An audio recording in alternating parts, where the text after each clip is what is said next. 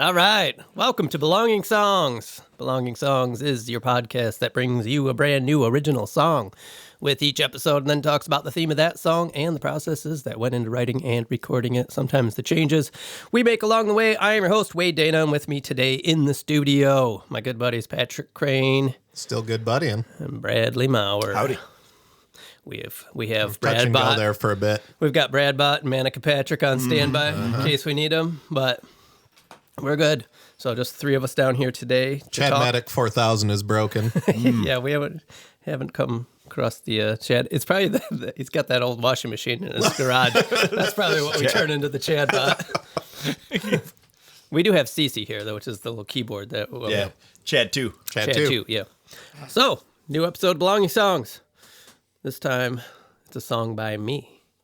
Not an ingredient song. Trying to work on my ingredient song. Not a single ingredient in here. But this song kind of happened because of our ingredient song exercise. So I've written the music for my ingredient song, which is about burying the lead. And I wrote the music based on, we'll talk about this in other episodes. Like the ingredient song episode? But I wrote that music based on a melody and some lyrics that I had in my head. And I was like, oh, this would be cool because I've already got some lyrics and some ideas. And usually when that happens, they come pretty quick. So I recorded all the music based on that and then went to write the lyrics and basically just stared at my computer for hours, day after day, and had nothing. And I was getting a little stressed out because Brad had gone home the day of after drawing ingredients and wrote his. And I've been having troubles, and I keep a daily writing log basically on my computer, like an open document there. I'll write it and I'll date it. And the day of the Oscars, I had sketched out this little tiny thing, which happens to be the first verse of this song that we're going to listen to today. And it was like a throwaway thing. I was just kind of trying to write stuff, and that was a current event. So I jotted that down. And when I did that, it also came with fully formed melody and stuff. Oftentimes, if I'm writing, I will form melodies and things in my head as I do it. And that's a good way to work on a song. But for some reason, I just threw this out and was like, well, this is garbage. This is nothing. But as I keep getting stuck trying to write, I went back. I was like, I don't care if it's garbage. It came with a melody. Complete it's asking to be written. Yeah. I'm just going to do it. Yeah, so it's a 2-pack.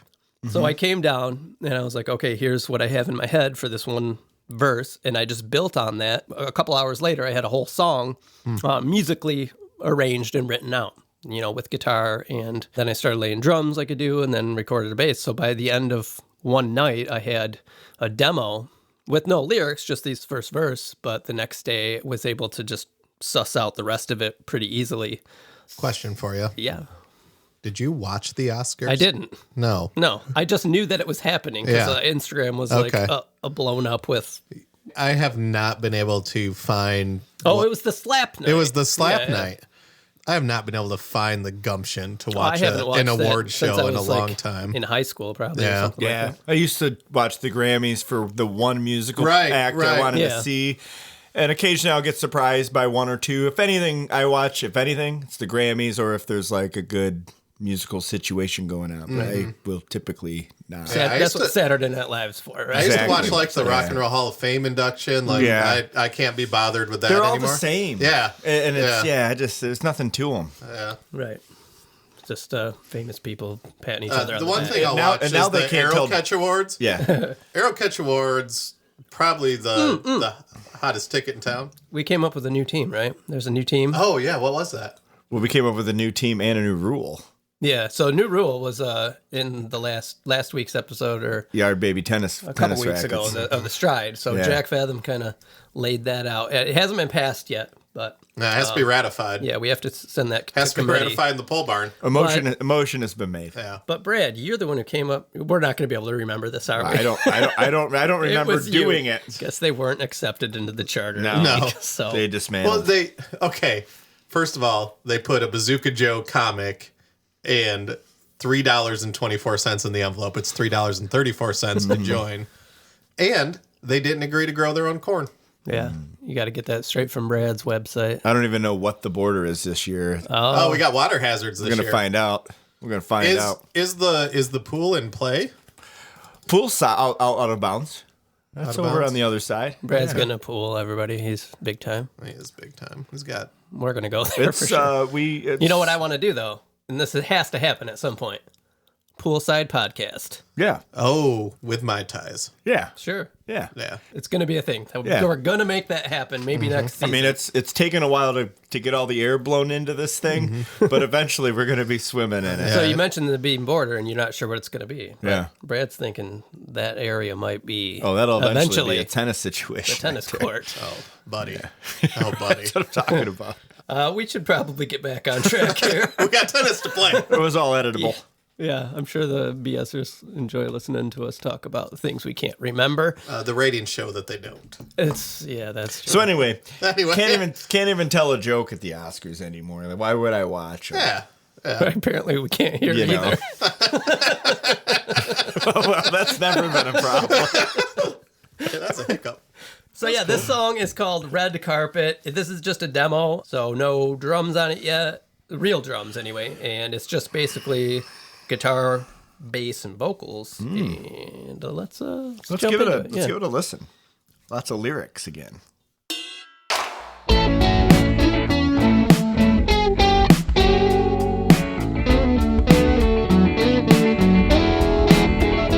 Famous people out doing the famous shit, and I'm just at home trying to ignore it, but it's hard when you see such exquisite dress. It makes me think to myself, I wish they and I wish we could be friends.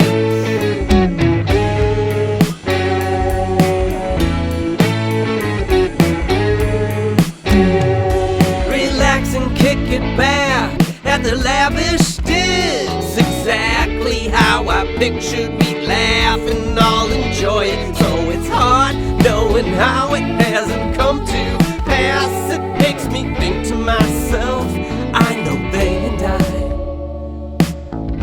I know we could be friends.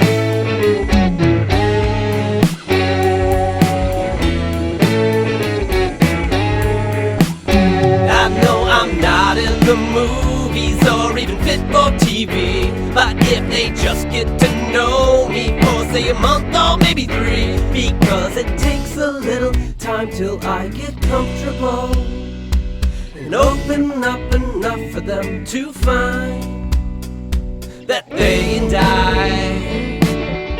I bet we could be friends.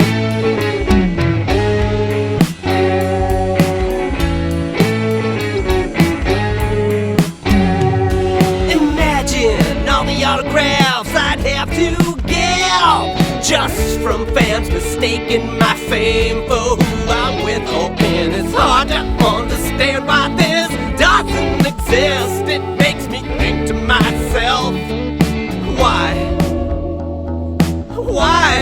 What did I miss? I'm just a regular guy, and I only know regular fun, but they can show me the road, help me realize all my dreams and biggest hopes. I'm just a regular guy, and I only know regular fun, but they can take me under their wing, show me how to pose on the red carpet properly.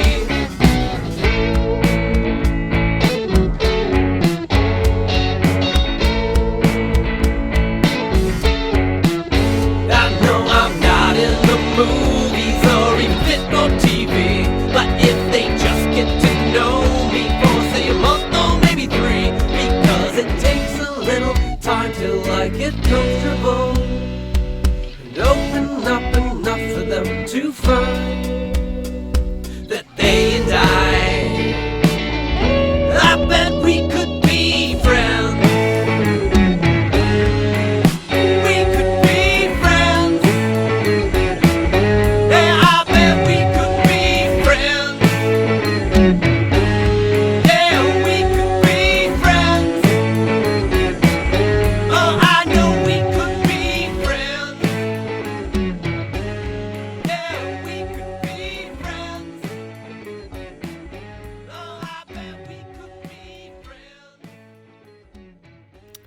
All right. Brad's checking his watch, and I will say that these two dudes looked severely bored. Not bored at all. Not bored at all. Yeah. Tigers are down by 2. I was a little triggered because apparently Brad and I aren't doing a good enough job despite how you introduce us at the beginning of the podcast. He has a pool. I don't have shit. I have a city lot and 2 dogs. You're never coming over. I like the song.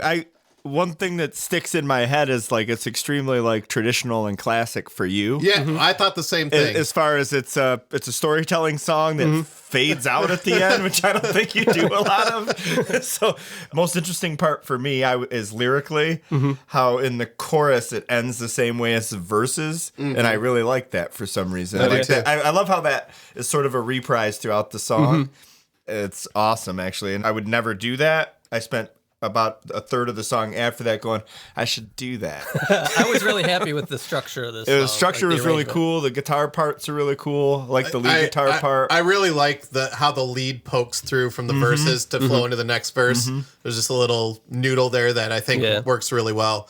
You do something in this song lyrically that I don't know if it was intentional, because you tend to do this sometimes too, is you'll fit more words than I think the line can handle. But in this song, because of what it's about, I hear almost you going, right. Got one more thing to say about how cool I am and that we should hang out. And it works really well. Yeah, I like that too. Because I was actually reading the lyrics and I had the line in my head already sung before you sung it, how I would do it. And it never really matched, which I kind of liked. Yeah, yeah, it is. It's a little bit of an unexpected. Wait, there's more, I want to say. Yep. So I think it's a great job. For first crack. Yeah. I want the outro lyrics to have a call and response. I hear like, I bet we could be friends, and then like a falsetto, but probably not. Like something like that. We're too good for you. I think that, because I think the song's fun, right? Yeah. And it's a common fantasy that we've probably all had watching some fancy event like the Arrow Catch Awards. Speak to my agent. But probably not. Yeah, like I said, originally this was just some throwaway lyrics and just turned into this thing because it is such a common thing. Everybody's been like, I want to hang out with some people. We were talking about Paul Rudd earlier. It's like, I kind of want to have a beer with Paul Rudd. But also, too, they're just like us guys. Yeah, right. They're just regular folks. Everybody poops. Right? Everyone's going to be watching the Wade Dana Patrick Crane trial on TV. So, I think it's a fun song. I think it's a common thought that I think a lot of people have. And it's a good job. I don't think it needs much else, honestly. Drums would be fun. Like real drums and probably some background vocals. Yeah, but I think critically speaking or anything to add to that, I don't think there's much I could add to it. I've got a couple production things that I heard in my head, like that outro. Like, I'd like to hear like a surf guitar sound. So I did play around with some Strat tremolo, and it brought the mood down. Did it? Yeah. You don't want that then. It made it a little like depressing. Almost. It's got a good cadence. The cadence. I don't think you want to mess with the cadence of the song too much. It's a good build. The bridge is awesome. It's only 1 1/4 column of lyrics. Do you know how hard it was to not say I only know negative fun? And I really wanted to do that with a wink. I wanted to, but it's like I'm definitely not famous enough for anyone to get that, and it wouldn't have made sense if I were like one of these people in this song that this character's trying to hang out with. It would have made sense, and it would have been cool to call back, but it's not. We'll get there. And it makes more sense to call it regular. That's fun. when we pull a White Snake and do Red Carpet 2042. So the only, if we want to get a little bit technical. Yeah.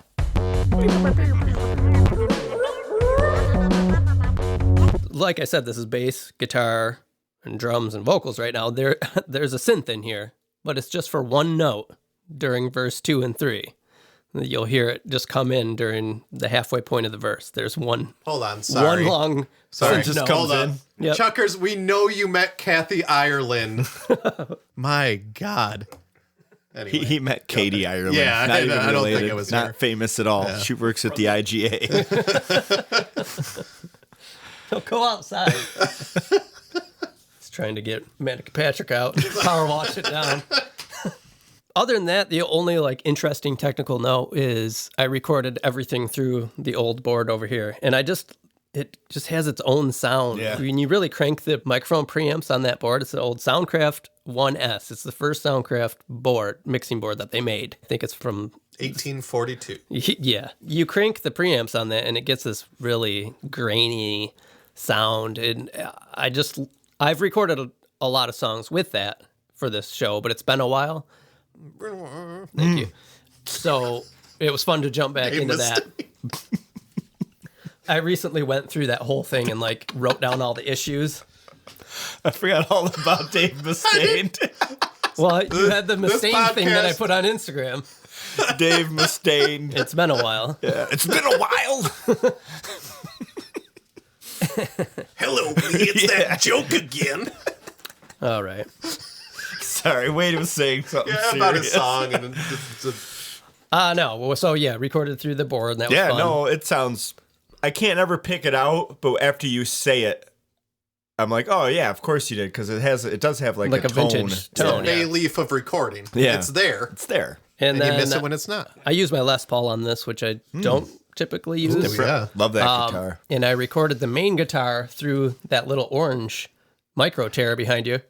I think I saw a picture of that, right? You had that on top of the... For those who don't know, Wade has the double cutaway Les Paul, which isn't very common. Yeah. Nice guitar. Yeah. So the orange amp is just a 5-watt little tube amp. The head, it's tiny. It came with a little speaker, 8-inch speaker, but I actually ran it through a 12-inch speaker from a blown guitar amp. I took the head out of a Randall that I blew up playing over at Chad's house and kept the speaker cabinet because that little orange amplifier sounds super awesome through that bigger speaker. So I recorded the main guitars through that, and then the lead elements are through the Marshall Lead 12 there, all recorded through the board. Vocals, everything was through the board. Even the bass I ran into a direct box and then into the board. So any background vocals or extra stuff I will run through there. The only thing that wasn't was obviously those synth notes. Like I said, I'm pretty happy with where this is right now. I definitely want to get Chad's drums on it, and I think that'll be really cool. And if I add anything else, I think it will be maybe some background vocals. I don't think it needs much. Yeah. It's pretty clean. Must make for a short episode. Just nailed it. Yeah. Trucks, though. I don't know how long it is. It didn't feel long. Let's see. I could probably... The selection, let me switch this to minutes and seconds. Selection, what does that say? I'm too far away. 356, so 4 minutes. It's like 4 minutes. Yeah. But I think the fade out, any song with the fade out, I think so goes you're by a probably little quicker. 330 a meet. Remember your song, Anchor and Wheel? Yeah. Remember saying that during the recording, like, wow, this thing goes by really quick. But it was like a 4-minute song. But that also has a long fade out at the end. Things, Yep. That's sweet.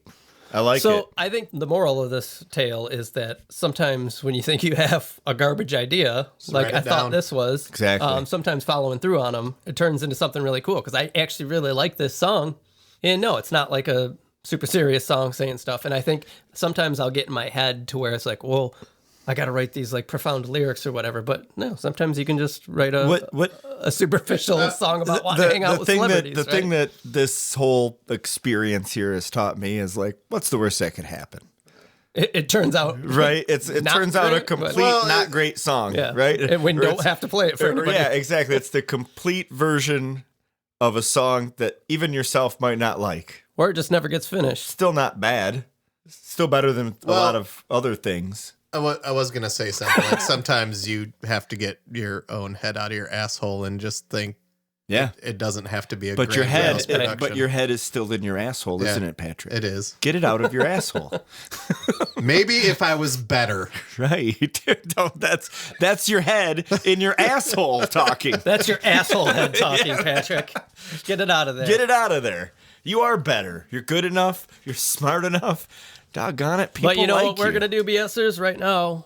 We're gonna jump to the future, but present us's are gonna go play tennis, and we'll get to see if Patrick can prove that he's better than us. If you're not running out there, I'm gonna be pissed. Well, who's the two? Who's the one? Who? What? We can't play 3-on-3. I just doing singles all day and rotating. We're doing rotating. We're rotating. Yeah. We'll warm up together. We're gonna warm up together, and then we're gonna play a game of beat Wade. Somebody beat Wade. That's all it is. That's all it is. Brad and I will have some runs. Yeah. I might win one out of 5 and feel good. Wade, never done it. We get a set in. Never seen it. Me neither. Never seen it. I get up on him. I got up on him last time. Yeah, good. You'll get a lead and you'll feel fucking I was great. hungover. He went 4 games up on me. He sweated out. And Nothing is better than having add in on Wade, but you're not going to win. No, you ride that high for a minute. You can get the point. Yeah. You can't get the set. No. Set course. To the future!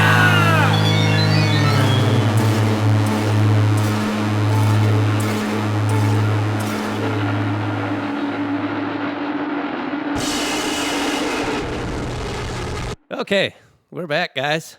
And today we're coming at you from Chad's living room. Mm-hmm. Pre-jam, getting ready to do some playing. But we had an opportunity to do some podcasting. Patrick is in L.A. That's why he's not here. So we're going to talk red carpet. So I have finished this song. And to do so, Chad came over, put drums on it.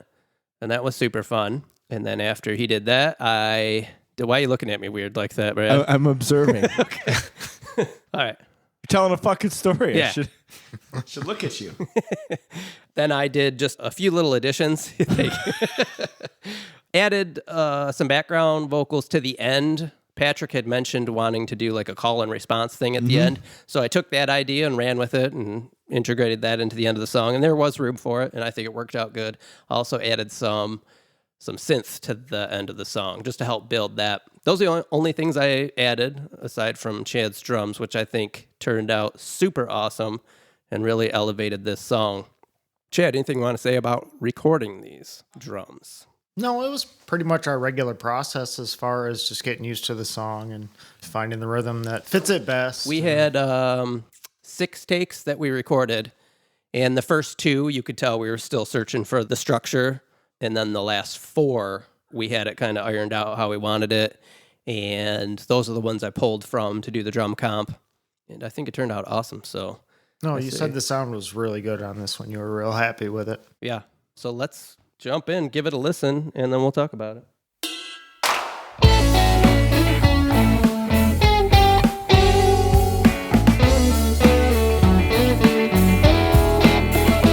Famous people out doing the famous shit, and I'm just at home trying to ignore it. But it's hard when you see such exquisite dress. It makes me think to myself, I wish they and I wish we could be friends.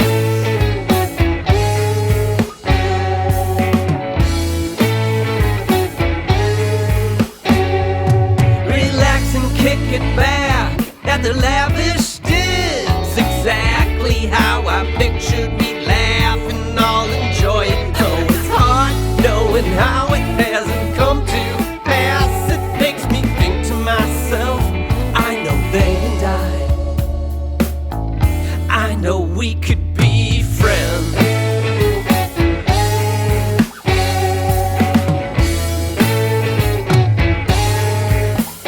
I know I'm not in the movies or even fit for TV, but if they just get to know me for say a month or maybe 3, because it takes a little time till I get comfortable and open up enough for them to find that they and I bet we could be friends.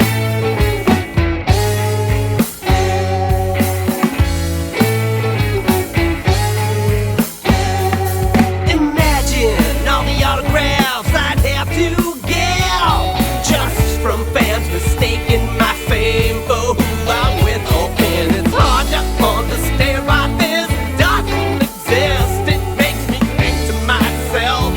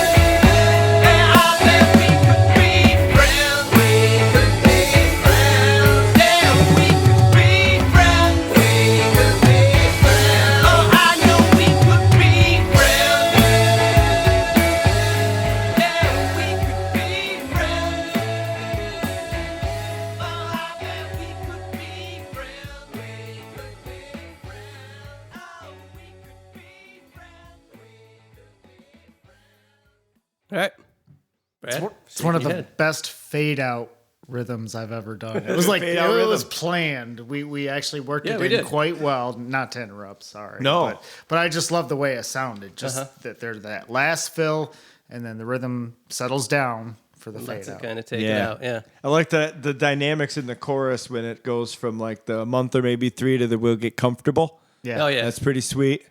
So I added background at the end, background vocals at the end. Love those. I had them in the first chorus too. Doesn't need them there. But that's what I thought. I was like, it's a little too much, and I want to save it for the end. Yeah, and how that goes into the "We Could Be Friends" call and response thing you're talking about, the Patrick, that was a good suggestion. That fills that end out. Like, I think so too. Lets you know that it's wrapping up. We definitely won't let Patrick hear this. Terrible idea, but good execution. I'll edit this out for the version that we give to him. Yeah, well, if it wasn't for the execution, probably would have been a bad idea. No, that was good. The drums sound amazing. Also, I love the drums on this. I think you really nailed them. And I was telling Chad when he was over to record this that I originally, when I was writing this song, envisioned it being an electronic drum kit. When I was using Addictive drums, I was writing the music to an electronic drum kit, which was the one we heard in the demo.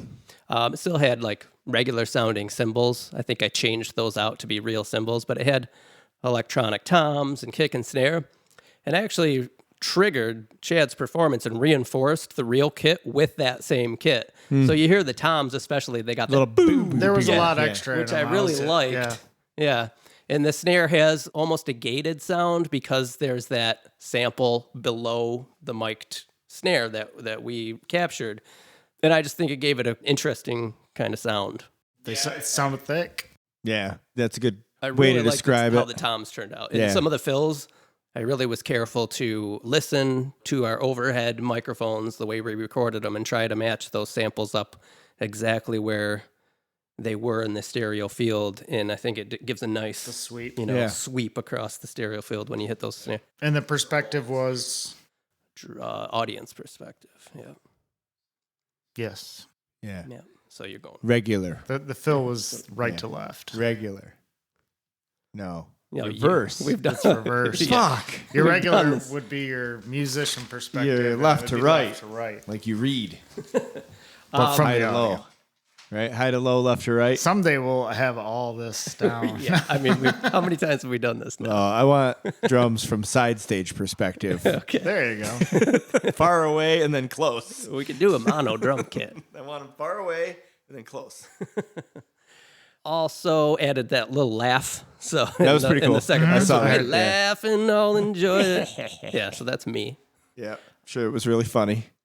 Yeah, that was on the EV635A microphone, which is an Omni microphone. It has a very vintage sound to it. So like the laugh I just recorded it like normal, but I was kind of far away and it sounded a little gritty, which fit the song.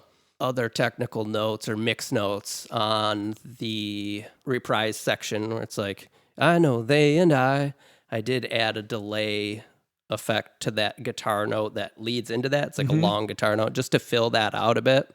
And if you listen for that, you'll really hear that kind of spill over into that section just to add some ambience, because I'm not using really any pads or synths other than the one note I talked about. There's nothing to fill in those gaps. Yeah. Just to like support the whole track. Yeah. So I sent this in for mix feedback. One of the things that the people said is like, I notice all the guitars are like pan stereo. Because usually with my guitars, I always double them, just like I do my vocals. I'll double like everything. Sometimes I don't use it, but I like to have it there. Just like if I want a chorus sound, it's better than using like a chorus effect sometimes. And just to thicken it up, a lot of times I'll have two tracks of the same thing that I've played, and most of the time you want to keep them nice in the same spot and then pan like both of them over to the left, and they're the guitar on the left. But in this song I did a lot of panning one left and one right, which is how I used to do things all the time, but I did it specifically in this song because there's nothing else supporting the track. Usually your synth pads or your synths or keyboards are panned hard left, hard right. They're like the really wide thing that's kind of, supporting everything. And so that was the thinking behind that. What did they say?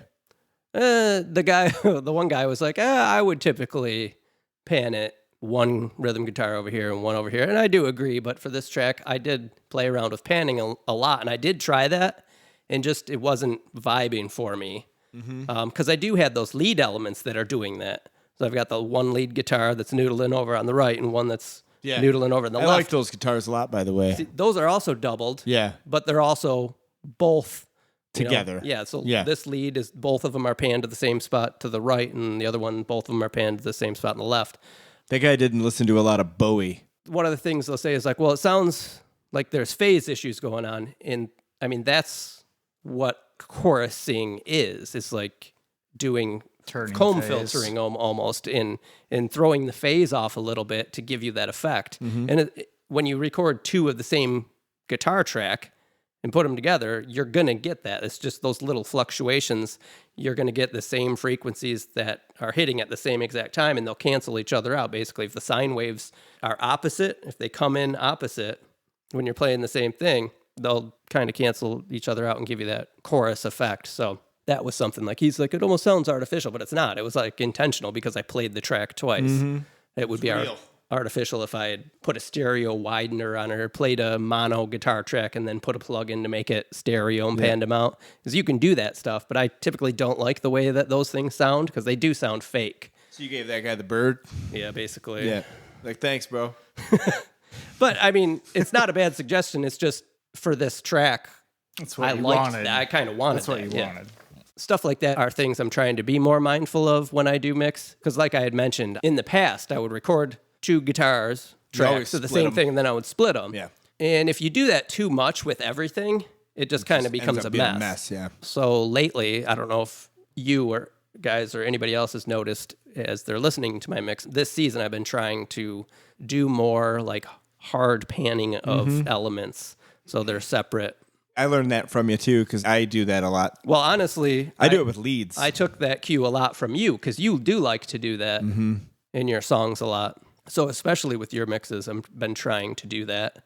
I really did a lot of that in my near-death experience song. There wasn't, I don't think, anything that I panned stereo other than the drum overheads or something. But I'm happy with this song. I like it a lot. I think it's a great song. Like good execution on the. It was like a throwaway idea. Yeah, for the development of it, kind of crept in. Yeah, it's pretty awesome. It suits your style. Sounds like exactly like you. You just like hit a note right, and I was like, oh yeah, that's Whyte. But I think your overall mixes are getting better too. I liked the way that one sounded as far as where your vocals are sitting now, level wise. Sometimes they were hot, sometimes they were down. I think you have found lately a good steady spot that you seem to be following too, and a little less of your chorus. You know, you each have your own sound, and I understand having your own sound too. But lately, it seems like, or at least this past year, you've been going without the chorus as much and without like as background thick vocals things. And your background and effects really. You know, using a lot more of the dry voice, which I like. But on the last episode that you weren't on, we had talked about the drums and how we've been dialing that in lately. And I think this is another great example of the setup we've got going and it just sounding a lot better than we've done in the past. And I love how the drums turned out on this. I think you nailed 100%. It. One thing that doesn't get mentioned very often is the writing of what is actually being, like, we've mentioned the sound of the drums, but the part is really awesome. Like, it's really good. Chad, basically, you came in that day, you would listen to it a few times on the way over or that week. And before that week a little bit. We start doing takes, and he'll do a couple run-throughs before I even start recording, and we'll talk about, you know, I like what you're doing there, or he's getting the sense of the arrangement. And then once we start laying down takes, then I really start listening as he's playing. And then after each take, we'll kind of talk about, what are we doing here? And this song, a good example of that is the beat that comes in the intro he did on one take. And I was like, ooh, I really like that. It would be really cool if that came back on the second half of the verses, because that's when that noodly guitar comes back in. So if you listen to verse 1 and 2, in this finished song, you'll hear that beat come back, and it adds a really nice flavor, and that was something we worked out as we were sitting there going through the song, and I think it adds a ton to it and turned out really awesome. Yeah, agreed. And then, like I said, we had those 4 takes And they were all great takes. I told you how I do them. Like I'll listen to them the next day, and I'll have a chart that I make. Verse 1, verse 2, all through the song, chorus, bridge. Just take that with a check. So I'll listen through each take, and as I'm listening through, I check off like, oh, that was a good verse 1. Check, good verse 2. If there's a flub like somewhere, I'll like X out that one. Like I'm not going to use that section. All these takes were all checked, basically. So they were all great. So then it was a matter of just listening to each part. What fit the best? So I listened to the intro, and then I listened to each take, just the intro. I'm like, I like this one. And that's what I did to build this, because Chad'll do like variations on the fills It's and hard stuff. to do the exact same thing Yeah. the way you play. You can't. Well, now you could probably listen to it and go back and play the same thing forever, but when you're writing... Part of that figuring out process, getting to about the 5th or 6th time, is developing the patterns. Yeah. You know, all right, I'm going to stick with this beat something first, you second, do a lot third, of, especially with this stuff, is you play along with melody, which isn't very... It's not extremely common with drumming. You know, like you hit the lines. Well, I have to. Usually there's no bass. For the vocal. But you hit the lines for the vocal, or we're pretty good at doing it with melody vocal cues guitars. Are very important. Yeah. Melodics. Yeah. And, so and that's leads. what I always pick up. I can't remember where it was, but I picked it up a couple times in this song. Yeah. I also really enjoyed the bass in this one too. Yeah. I thought it sounded good, and I liked its level too. It was right there in front, and I liked it. So when you recorded to it, I realized I didn't have like an amp simulator on it, so it was just a direct DI bass, which is kind of flat. Yeah, it's flat. So we have to remember to put an amp On on there. on there. But back to the drum comp, sometimes you can't always comp the parts you want. Like, oh, I like the verse 1 here and this part right after it. Can't get them to blend. But if Chad's playing an open hi-hat in this part and then it switches, like It would sound- you can't really do that. So it's a kind of a puzzle game. Yeah. Getting the best parts that all flow together, and I think it turned out really good here. It did. You did. There was one fill I would have moved in the bridge. It Oh, sounded really? just a snare fill that sounded a little off. I didn't pick up on it. I think it was good. Well, yeah, I'm sure you guys are your own worst critics Oh, yeah, for sure. as well too. But no, that's a good song, man. No, overall, Yeah. really good job. Hell yeah. Good job. Awesome. yeah. I think it's done. Take it to the streets. Sell Taking it. to the streets. All right, so another episode in the books, another song in the books. We're going to get out of here. BSers, please tell your friends about this podcast if you like it and you listen to it. We could really use some help finding more people to listen. Everybody's listening. So, yeah, send us an email, bs@belongingsongs.com. Check out our website, belongingsongs.com. There's merch, stickers. There's a new Bradbot sticker. It's not up there yet, but There will be. I wanna Imagine get- what it'd be like, huh? you know why it's not? Because I'm thinking about doing the character pack. So we got Oh, you're going to have a whole... for season 3. So Bradbot, Manica Patrick, Yeah. maybe Dave and Chuckers. Whole fucking cast of characters. Well, stay tuned for the Belonging Songs cartoon. Yeah, exactly. So be on the lookout for that. But you can go to our Instagram and check out the Bradbot sticker. And if you do want one, email us. Again, bs@belongingsongs.com. We're going to get out of here. Next week, this song will be coming out on all streaming platforms. So be on the lookout for that. But you can check it out in the meantime at our website. The week after that, The Stride with our buddy Jack. All right. And then the next episode, I believe, is going to be my ingredient song. Shit. So stay tuned. For these guys and for me, thank you so much for listening. We'll see you next time.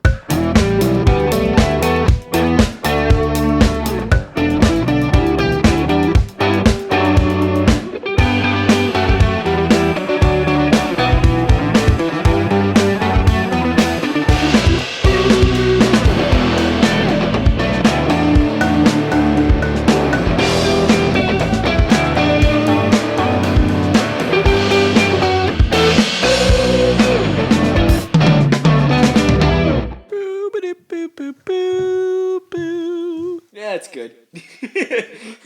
Boom, done. Next.